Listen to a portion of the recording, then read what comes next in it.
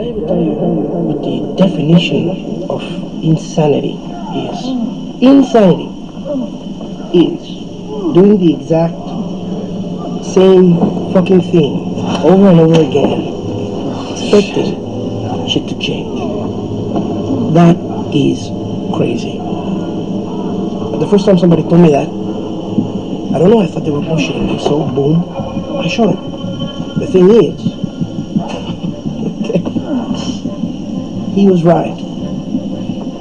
And then I started seeing it everywhere I looked, all these fucking pricks, everywhere I looked, doing the exact same fucking thing, over and over and over and over and over again, thinking, this time, it's going to be different. No, please. This time, it's going to be different. I'm sorry. I don't like the way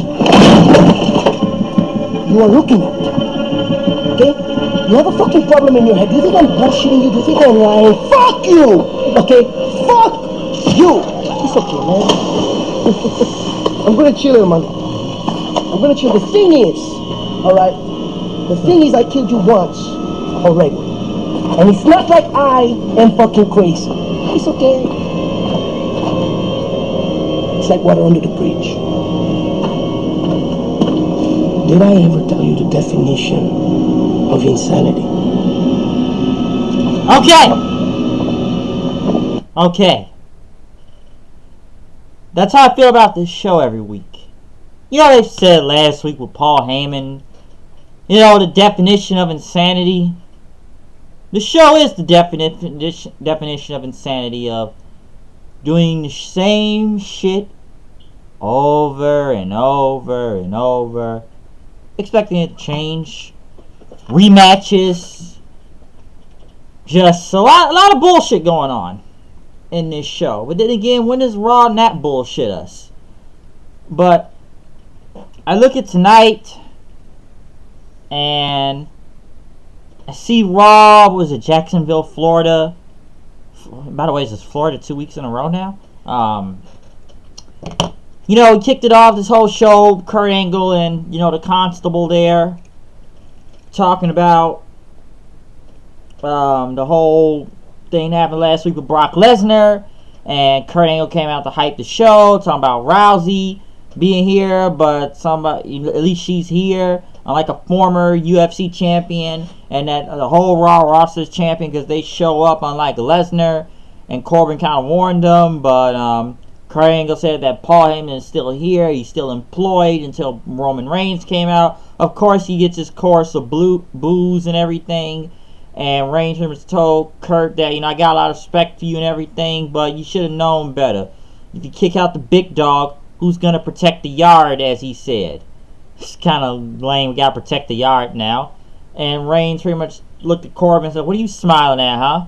You just stood there when Kurt Angle got attacked by Lesnar and told him that he was nothing but a coward. And Angle pretty much told Reigns that, you know, we got to, knowing that it'll be from top down after what Lesnar did last week. But, you know, Roman said, like, don't tell me you're going to suspend him or cancel a match at SummerSlam, which Kurt Angle says, no, that's not going to happen. It's not going to be no suspension. I just want you to kick his ass. He pretty much told Roman Reigns. Corbin said this is unprofessional and that Kurt Angle's picking sides. He's picking favorites and stuff. And, you know, he chose to be the bigger man last week when he left the ring. And because he was worn out from beating up tiny Finn Balor. And at least he actually won the Universal Championship, unlike Reigns. But Corbin said, you know, he couldn't have done anything last week, so it wasn't going to happen. As Kurt says, you know, why don't you act more like a man, everything.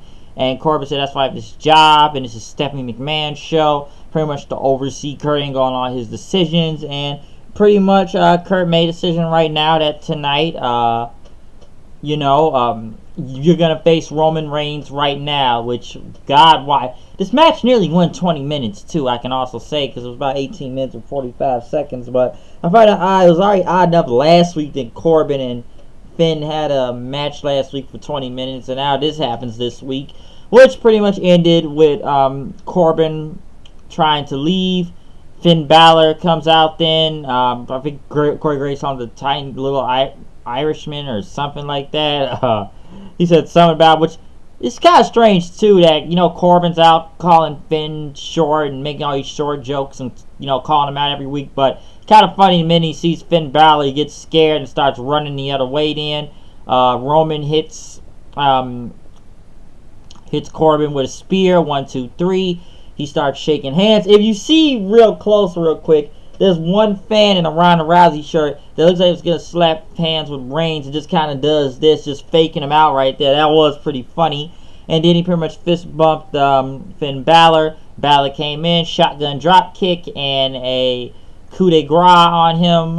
Will this match be at SummerSlam? I can see it, but pre-show, everybody says the Demon's going to come out SummerSlam, but is it worth it to use on Corbin? No. But he got his payback after last week, but that was damn near a half hour of this whole show, including that segment. Mojo Rawley versus Bobby Roode. God, why? Who wanted to see this match? And surprisingly, Bobby Roode went over, even though he's flat as hell right now as a face, if you ask me. And it's just not over. And, you know, they've been trying to build Mojo into some credible threat now, but kind of stopped this momentum right here, losing to Bobby Roode, because, you know, they got Mojo trying to show this killer instinct or this streak he has now, but maybe they found out he just wasn't that damn good. I really do believe they keep him in this company because they want Gronk to come over here and wrestle and that he's his friend, but I don't know. But this whole match is just, why was this needed? Do you want people to watch the show or not? Who wanted to see this shit? Who wanted to see any of these two? Like, Bobby Roode is just ice cold. Mojo Rawley just fucking sucks. So I don't get it. Like the guy, I just don't know why this even happened. I don't even know why, and I'm surprised Roode actually went over. Elias came out. He didn't like his documentary last week, so he had an entire camera crew with him, which was kind of funny. He wanted them to circle around like in a panoramic view that the sun, you know, revolves around him in the universe. And, you know, he didn't like what was going on. He didn't like the audience. We're going to use some CGI to blur these guys out. And he wouldn't do anything just to get out of Jacksonville. And then he wanted the cameraman to get a spotlight and everything. And he talked about Bobby Lashley because he didn't know the words to Rock and Robin. Lashley came out smiling. Why is this a feud? I don't know now. And, you know, he said he liked this documentary, everything, that he is the egotistical, out-of-touch egomaniac. But Lashley pretty much said that, you know, the camera crew and everything, Elias said he was going to take his camera crew, and yeah, you're trying to steal my spotlight. And he called Lashley's comeback an entire joke, which has kind of been a joke, to be honest, in some type of way. Lashley said, your album is a joke, your documentary is a joke, your clothes a joke, your camera's a joke, your guitar's a joke, your scarf's a joke, and you know, you keep putting my name in your mouth, it ain't gonna be no joke, he went on to say. And Elias was gonna leave, but he took a clipboard, threw it at Lashley, and tried to attack him. Lashley hit him with a spine buster, and then he hit him with a, you know, a vertical suplex, which I guess is a finisher, which he told the camera crew to get a shot on this after he did the entire suplex, leaving him there. At least the crowd chanted for Bobby, and this was not a bad crowd tonight, I should also count out too. It was kind of, they're actually hot for a lot of things on this show, so it's like the crowd wasn't that bad, but why is this a feud with Lashley and Elias? Why? And, you know, Lashley gets the best of him again and leaving his camera crew there, so that's just kind of, I don't know, but it was surprisingly Bobby got over and he got a chance, so something. Next, it was supposed to be Dolph Ziggler and McIntyre versus Seth Rollins and a partner of his choosing, which they pretty much pointed out it wasn't going to be Dean Ambrose because he's still recovering from tricep surgery. Well, they just really gave that away right there, really. They really did give away on the Ambrose thing, so forget him being a surprise coming out. Which they've been saying, I've been hearing that he's supposed to be coming back soon, or maybe he'll be back before SummerSlam or after SummerSlam, but they've really been pointing him out that he's coming back. I've been reading on the internet that Ambrose is supposed to be back, so really teased the fans doing that, but they pretty much said he's not here tonight. And then it looked like Tyler Breeze looked like he wanted to be Seth Rollins' partner, calling him CrossFit Jesus, but they could be called CrossFit Breezes. He did his whole, Breeze tried to do the whole Shield fist bump thing, but Reigns said this is going on now, and everybody wants to be in the Shield. And Reigns says, I got your back tonight. So Reigns will see a lot of Roman Reigns on the show, I'll tell you that. Razor went against Titus O'Neil for some odd reason. 50-50 booking. Cruz gets one win. Razor gets another win. So rubber match probably next week. Even though Authors of Pain have beaten these two Titus Worldwide 2 times now. Why is this a feud? Why is this happening? Hell, it was already odd enough when Authors of Pain were taking L's last week already. But they've kind of killed this team, to be honest. They already took Paul Ellering away from them. So that was already bad enough. But now we're just getting a lot of more bullshit with this, and why is this even continuing on? So why do we even really need to see this? Why? I don't understand why. Kevin Owens did his Kevin Owens show, which was actually on stage this time, and on a platform stage, not in the ring, and he brought out his personal guru, Jinder Mahal, and that he's helped him through the pain, through the cage thing, and which Strowman's been putting him through hell. That he was able to play with his kids this time, but he's going to take that Money in the Bank briefcase from Strowman, and he's going to become the Universal Champion again. And then he caught out Strowman, but this rumbling came from the ground, and Strowman pretty much flipped all 3 of them to the to the ground of the stage, pretty much picking up the entire stage, flipping it. Once again, we get another City Strowman stunts is damn near every week, but he pretty much flips all 3 guys off the stage area, leaving them there, which was a rematch between Strowman and Jinder. Like I said, it's a lot of rematches tonight. Most of it was just Owen trying to steal the briefcase, which he actually did, and Strowman chased after him. And he was actually able to grab the briefcase, but when Jinder was involved, he hit Jinder with the briefcase. So, disqualification, pretty much trying to play the ways of how Strowman could lose the Money in the Bank briefcase through count-out, disqualification.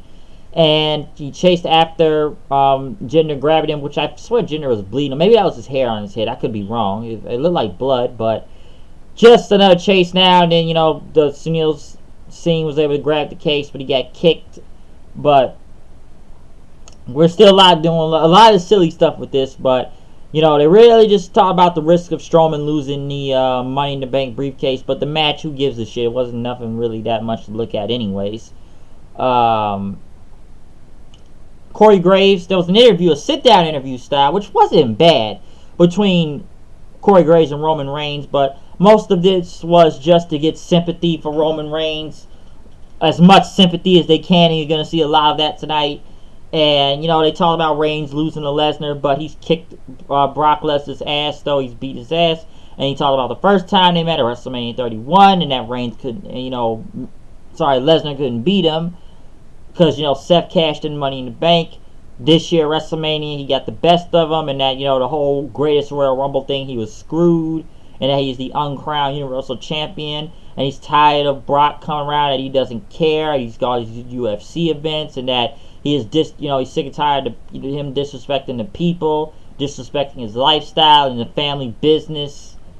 And everything. And he's going to stop Brock Lesnar and take that title from him. And he's going to kick his ass, and he's going to pretty much knock him down. So, it was a bad sit-down, but once again, this is just a way to get Reigns over as much as possible now, coming from a sympathy type of role, it looks like. So, really try to get that sympathy on Roman Reigns, folks.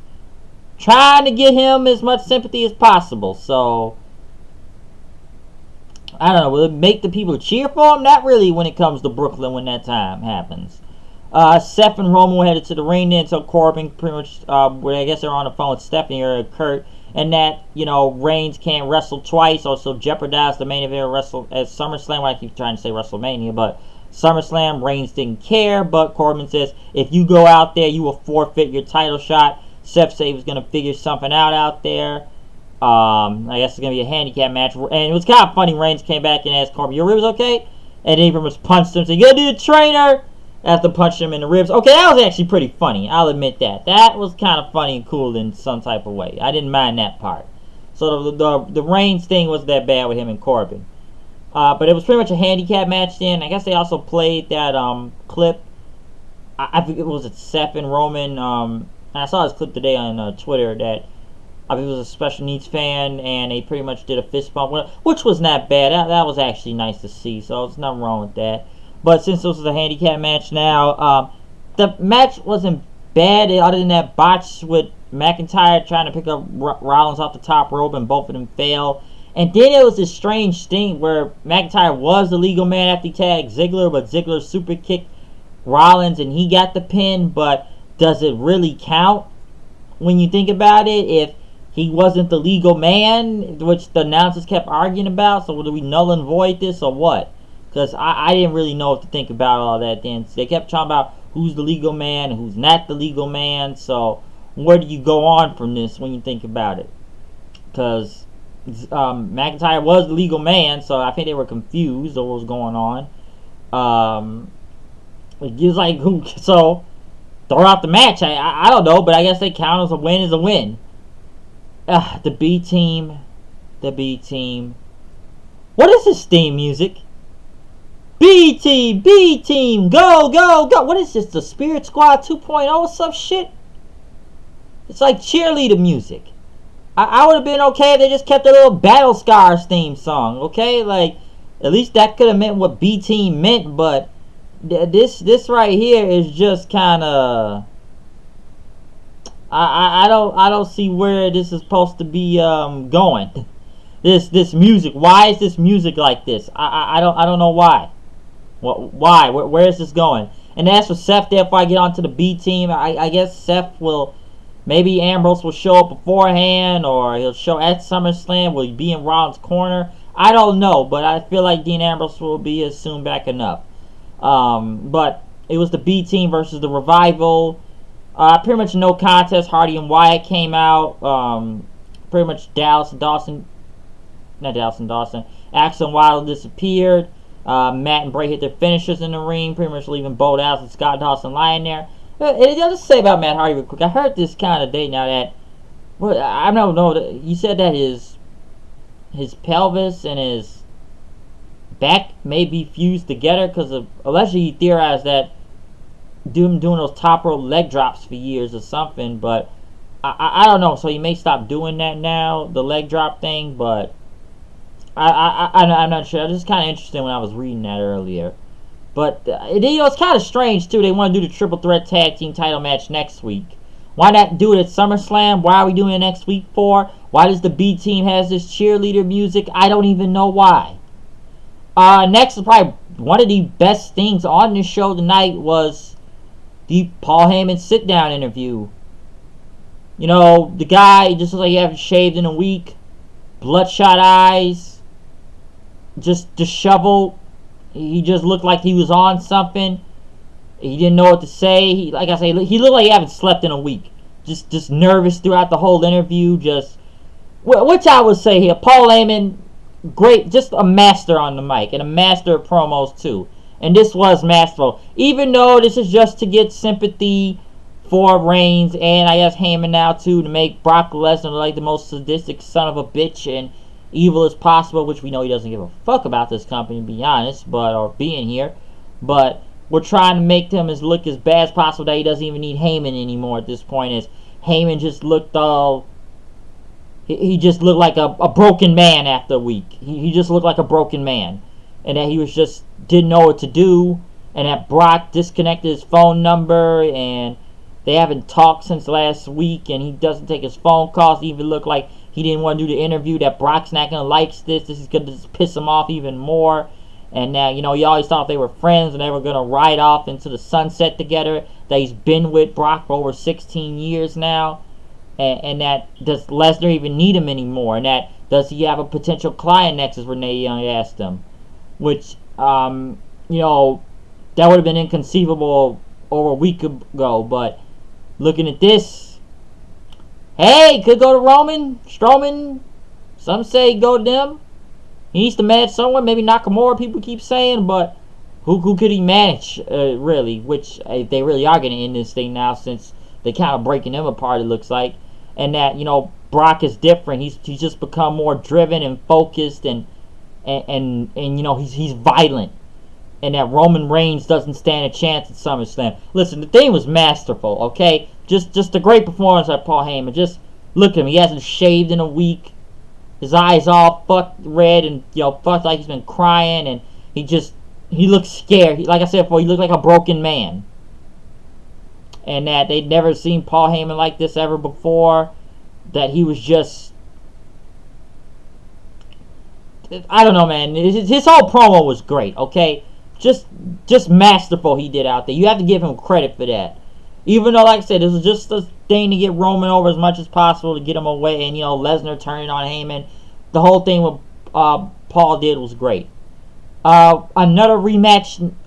Good God, why I don't even like saying his team name now, but the Boss and Huck connection versus the Riot Squad for the 50th, 100th time. Remember when I said this was the definition of insanity when I played earlier in the video? This right here is the definition of insanity. The only difference is throughout this match is that Ruby Riot made her return, pretty much showing up in a hoodie and taking out Bayley, and they got the roller pin on Sasha for the win. So it's good to see Ruby Riot back.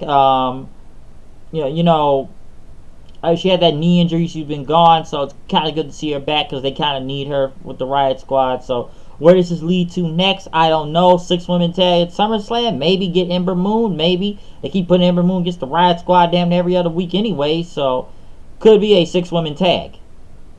One thing I will say they point out tonight, in these video packages, man, I'm surprised they played video packages that, yes, Alicia Fox has been in the WWE for over 10 years now, surprisingly, and that they tried to play her up as this now credible threat to Ronda Rousey tonight, that she beat, Maurice, Eve Torres, and Gail Kim in the same night for the championship. They won't say Divas title, but no one, Maurice was that great of a wrestler.